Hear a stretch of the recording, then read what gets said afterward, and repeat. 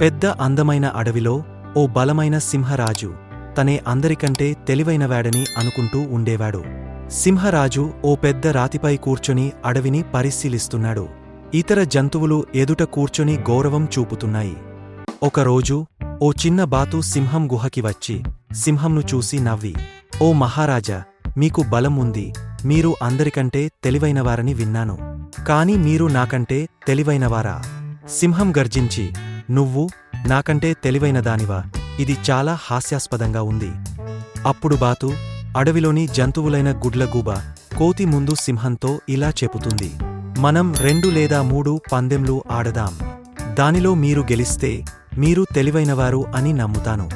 మొదటి పరీక్షగా బాతు ఒక బలమైన ప్రవాహంతో పారే నది దగ్గరికి తీసుకెళ్ళింది. "ఈ నదిని ఈత కొట్టకుండా దాటాలి. మీకు ఇది సాధ్యమా?" అని బాతు ప్రశ్నించింది.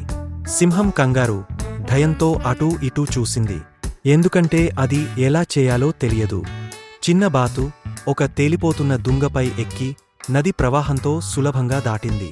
"చూడండి, నేను ఈత కొట్టకుండా దాటేశాను." సింహం తన తల గోక్కుని ఆశ్చర్యంగా చూస్తుంది. బహుశా ఈ బాతు నిజంగా తెలివైనదేమో అనుకుంది. తర్వాత బాతు 2వ పరీక్ష పెట్టింది. ఇక్కడున్న పొడవైన చెట్టు కొమ్మలపై రుచికరమైన పండ్లు వేలాడుతున్నాయి. పండ్లను చెట్టుపైకి ఎక్కకుండా తీసుకురావాలి. సింహం నవ్వుతూ, "నాకు ఇది చాలా సులభం" అని చెప్పింది. సింహం ఎగరడానికి ప్రయత్నించి చెట్టును తాకలేకపోయి కింద పడిపోయింది. బాతు మాత్రం తన రెక్కలను అలా ఊపుతూ ఎగరి పండ్లను కోసింది. "ఇదిగో, మీకోసం పండు" అని చెప్పింది.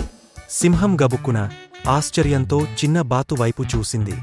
సింహం ఆలోచిస్తూ కూర్చొని ఉంది. బాతు చిరునవ్వుతో చూస్తోంది. సింహం చివరికి అర్థం చేసుకుని, బలం ఒక్కటే చాలదు, తెలివితేటలు కూడా అవసరం అని బాతు తలుపుతూ చెప్పింది. ఆ రోజు నుండి సింహం మరియు బాతు మంచి స్నేహితులయ్యారు. సింహం, బాతు కలిసి నడుస్తూ నవ్వుతున్నాయి. సింహం బాతును కాపాడేది, బాతు సింహానికి తెలివైన ఆలోచనలు చెప్పేది. అడవి మొత్తం బాతు తెలివితేటలను, సింహం మార్పును చూసి ఆనందించాయి. సింహరాజు అర్థం చేసుకున్నాడు, తెలివి కూడా బలం లాంటిదే. అందరూ కలిసికట్టుగా సంతోషంగా జీవించారు. అడవి జంతువులన్నీ సింహం, బాతును చూసి హర్షధ్వానాలు చేస్తాయి.